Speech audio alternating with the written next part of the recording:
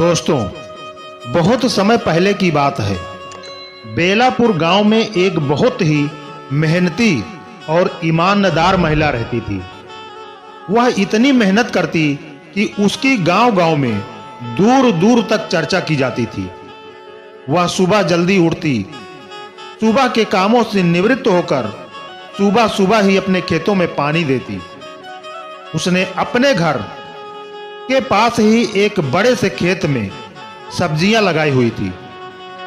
वह रोज अपने खेतों की देखभाल खुद करती, उन्हें खाद देती और हर रोज 6 घंटे अपने बगीचे में लगाती।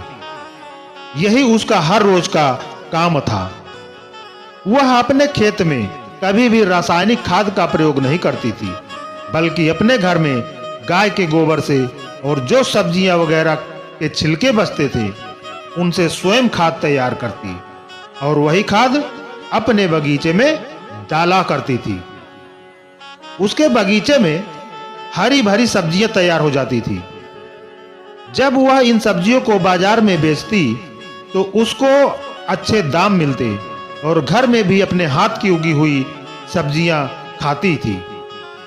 उसके पिता ने उसे बहुत जोर दिया था कि बेटा नौकरी कर ले, तू तो पढ़ी लिखी है, मगर उसने खेती को ही अपना लक्ष्य चुना।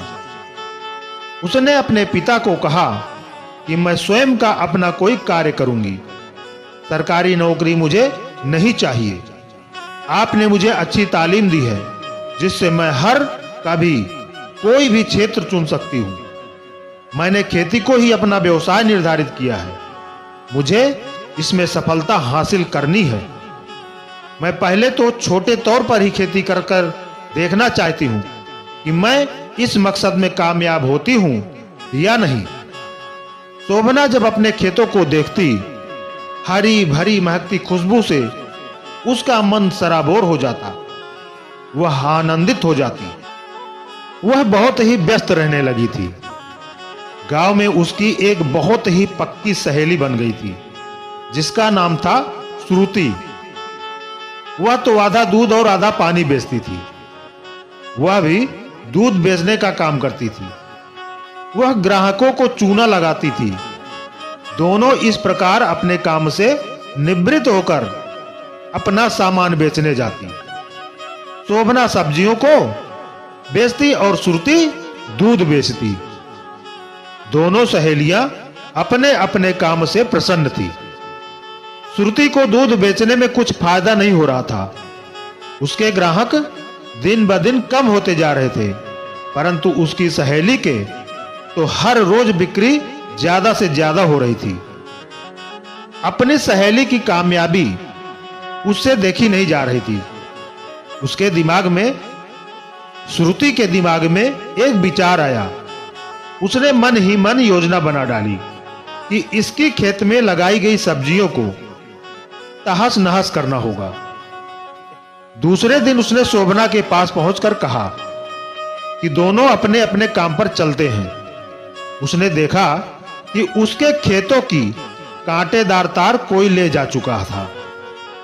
शोभना ने देखा, जब उसकी सहेली श्रुति वापसी में अपने घर के पास रुकी तो शोभना ने देखा उसके खलिहान में भी ठीक वैसी ही कांटेदार बाड़ पड़ी हुई थी। उसके खलिहान में कांटेदार बाड़ देखकर शोभना सोचने लगी कि मेरे खेत में तार देखने के बाद मेरी सहेली के मन में भी यह ख्याल आया होगा कि मैं भी कांटेदार तार लगवा दूं। उस तार में उसने एक लाल रंग का निशान लगा दिया था। वह सोचने लगी, यह सब काम उसकी प्यारी सहेली का ही हो ऐसा हो सकता है। उसकी सहेली कुछ दिनों से उससे खपा सी रहने लगी थी। उसने अपनी सहेली को कुछ नहीं कहा। उसने अपने घर में एक माली रखा हुआ था। उसने उसे कहा कि तुम जाकर मेरी सहेली के घर के पास जो उद्यान है वहां जाकर यह देखना, उस कांटेदार तार पर लाल रंग का निशान है। उस नाम को पढ़कर मुझे फोन करके बताना कि क्या नाम लिखा है। माली ने कहा, उस पर तो आपका नाम लिखा है। वहां से हमारी खेत की कांटेदार तार ले आना। शोभना ने कहा कि श्रुति को इसका पता नहीं चलना चाहिए। शोभना अपने घर वापस आ चुकी थी। 5-6 दिन के बाद श्रुति ने आकर देखा तो शोभना ने सारी की सारी तार वैसे ही लगा दी थी। श्रुति बोली, तुम्हें यह तार कहां से मिली? शोभना बोली, शायद कोई जंगली जानवर ले गया था, परंतु वह जल्दी में वह इसे वहीं भूल गया।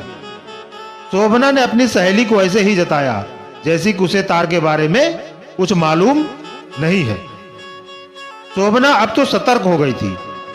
जब दूसरे हफ्ते वह सब्जी बेचने अपनी सहेली के साथ जा रही थी तो उस दिन तो उसकी सहेली ने हद ही कर दी। उसने खेत में डालने के लिए जहरीली खाद मंगा ली थी। वह जब घर में खाद लेकर आई तो उसने वह खाद छुपा दी थी। श्रुति घर में आटे और गुड़ से प्रसाद बना रही थी। तभी उसका बेटा आया और बोला, माँ तुम क्या कर रही हो? उसकी माँ बोली, मैं प्रसाद बना रही थी, मंदिर में जाकर इस प्रसाद को चढ़ाएंगे। श्रुति ने वह प्रसाद एक थाली में डाल दिया था। उसने उस प्रसाद में जहरीली खाद मिला दी थी। किसी को भी तनिक भी यह एहसास न हो कि इसमें जहरीली खाद है। उसने यह प्रसाद अपने थैले में डाला और जल्दी जल्दी अपनी सहेली के घर चलने लगी। उसने अपने बेटे रोमी को भी साथ लिया और जल्दी जल्दी कदम बढ़ाने लगी। उसने थोड़ी ही दूर कदम बढ़ाए थे कि उसने अपना थैला अपने बेटे के पास पकड़ा दिया और कहा कि बेटा, आज मैं अपना पर्स घर पर ही भूल आई हूं। तू थोड़ा आगे आगे चल, मैं तुझे पकड़ लूंगी। तू धीरे धीरे चल। वह जल्दी जल्दी जाकर पर्स लेकर वापस आ चुकी थी। वह अपनी सहेली के घर पहुंच गई। तभी उसका बच्चा चक्कर खाकर नीचे गिर गया। वह बोली, मेरे बच्चे को चक्कर कैसे आ गया? उसने जैसे ही अपने बेटे के मुंह को खोला तो उसके मुंह से झाग निकल रहा था। उसने सोचा कि मेरे बेटे को किसी जहरीले कीड़े ने तो नहीं काट डाला। उसकी सहेली शोभना बोली, तुमने कोई जहरीली दवाई इसके पास तो नहीं दी थी? श्रुति को तभी ख्याल आया कि वह तो शोभना के खेत में डालने के लिए जहरीली दवाई लाई थी। उसने तो वह प्रसाद में मिला दी थी। मेरे बेटे ने सोचा होगा कि थोड़ा सा प्रसाद खा लेता हूं। मुझे क्या पता था कि दूसरों का नुकसान करने के ख्याल से अपना नुकसान भी हो जाता है। श्रुति चीखने लगी थी, बहन मुझे क्षमा कर दे। तुम्हारी खेतों में उगी फसल को देखकर मुझे तुमसे ईर्ष्या होने लगी थी। मैं तुम्हारा नुकसान करने की कोशिश कर रही थी। मैंने पहले भी तुम्हारी कांटे वाली तार चुरा ली थी और आज यह अनर्थ करने जा रही थी। कृपया मुझे माफ कर दे। जल्दी से हम दोनों इसे अस्पताल लेकर चलते हैं, वरना मेरा बेटा मर जाएगा। शोभना ने रोमी को जल्दी से स्कूटर पर बिठाया और उसे पास ही के अस्पताल ले गए। जरा सी भी देर हो जाती तो उसका बेटा मर चुका होता। किसी ना किसी तरह उसको बचा लिया गया। उन पर पुलिस केस बन गया होता। शोभना के अंकल उस अस्पताल में काम करते थे। उन्होंने पुलिस केस नहीं होने दिया। रोमी अब ठीक हो चुका था। श्रुति की आंखों से आंसू झरझर बह रहे थे। वह शोभना को गले से लगाकर बोली, बहन तुमने आज मेरी सहायता ही नहीं की बल्कि मुझे सबक भी सिखाया है। हमें किसी से भी ईर्ष्या नहीं करनी चाहिए और हमें खेतों में कभी भी जहरीली खाद नहीं डालनी चाहिए। जहरीली खाद से हमें ही नहीं बल्कि सभी जीव जंतु और सभी प्राणियों को नुकसान पहुंच सकता है। मैं तो कभी भी बाहर से रासायनिक खाद नहीं डालती। मैं तो गोबर को इकट्ठा करके और कूड़े कचरे को इकट्ठा करके खाद बनाती हूँ। वह खाद ही खेतों में डालती हूँ। इससे किसी को भी नुकसान नहीं पहुंच सकता। श्रुति बोली, मैं तुमसे प्रार्थना करती हूँ कि तुम अब यह कसम खाओ कि आज के बाद तुम कभी भी किसी को नुकसान नहीं पहुंचाओगी। श्रुति बोली, कि मुझे माफ कर दे मेरी बहन, मुझसे बहुत बड़ी गलती हो गई। श्रुति बोली, दीदी, सुबह का भूला अगर शाम को घर वापस आ जाए तो उसे भूला नहीं कहते। श्रुति, मैं बहुत ही अंतर आ गया था। वह रोज खेतों में आकर अपनी सहेली का हाथ बटाने लगी। वह बिल्कुल ही बदल चुकी थी। उसने ग्राहकों को दूध में पानी मिलाना छोड़ दिया था। वह थोड़ा ही दूध बेचती थी। वह अब किसी को भी धोखा नहीं देती थी। उसके दूध के ग्राहकों में भी काफी बढ़ोतरी हो रही थी। यह देखकर वह फूल ही नहीं समाती थी। उसकी मेहनत से कमाई गई रकम में भी बढ़ोतरी होने लगी थी।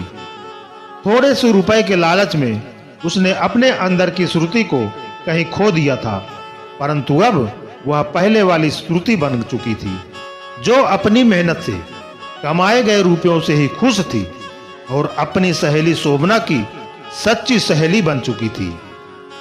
तो दोस्तों, आपको यह कहानी कैसी लगी कमेंट करके जरूर बताएं।